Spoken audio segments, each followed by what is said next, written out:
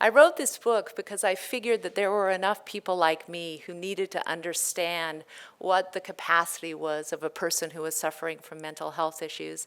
And my office overlooked a stand of trees that was really battered by those storms from 2006. The trees were all like broken and craggy. And I was thinking those trees are a lot like I am. And so I just went dormant that winter, like the trees, and I dug down really deep to try to understand what it was I'd been through. I read very, very deeply on grief, some of the philosophers around what we can do to become more resilient. I joined 2 boards for Foundation for Excellence in Mental Health Care and the Flawless Foundation to really work with people who had mental health concerns. And I noticed that spring that the trees had begun to bud again. And by summer, there was this beautiful canopy.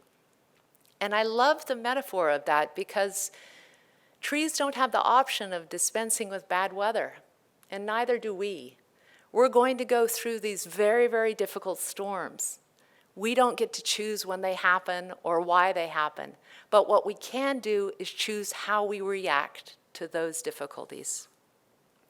What was most helpful for me during this time, and in case you ever want to be helpful to someone who's suffering from a mental illness, was actually talking with people about who David was. Not how he died, but who David was, the magic that he brought to our lives, the intelligence that he came to our house with every single day, the funny jokes, the way that he walked, the incredible way that he skied like a bat out of hell.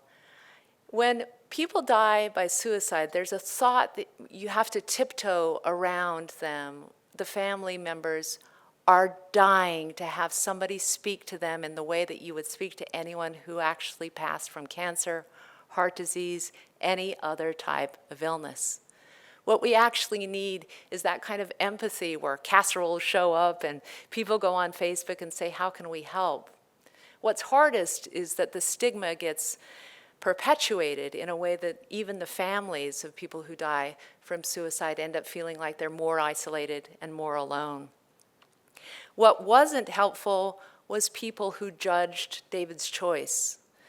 In the weeks after he died, I was sitting still in my sweatpants and quite in a state of shock, and one of my friends said, you've got to get out of the house, come and have a glass of wine with us. And so I threw my hair up into a ponytail, and I went to this apartment, and a woman answered the door that I'd never seen before. She was a friend of one of my friends, and she said, you must feel so guilty.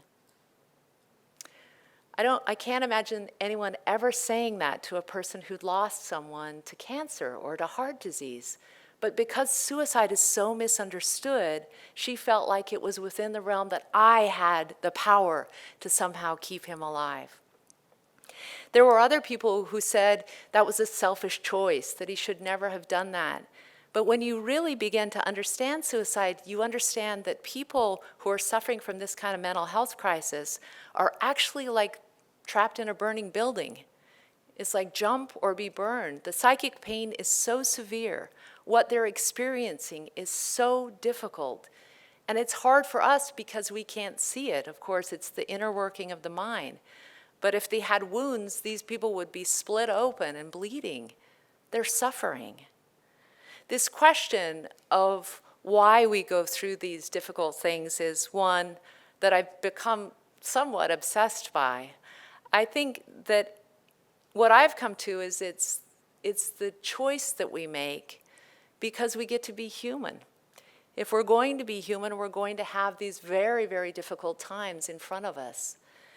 And I didn't move on from David's death. A lot of people said, well, you'll get closure and you move on. That wasn't my experience at all. I moved forward. I moved with that grief, and I let it inform me about the choices that I wanted to make and who I wanted to interact with. And I got very specific about trying to derive meaning from almost everything that I did. In many ways, writing the book was my effort to try to reframe his life for my daughter, to let her remember this beautiful, funny, and sensitive man and not be so focused on the sensational way that he died. I wanted her to remember that dad who read to her every single night of her life.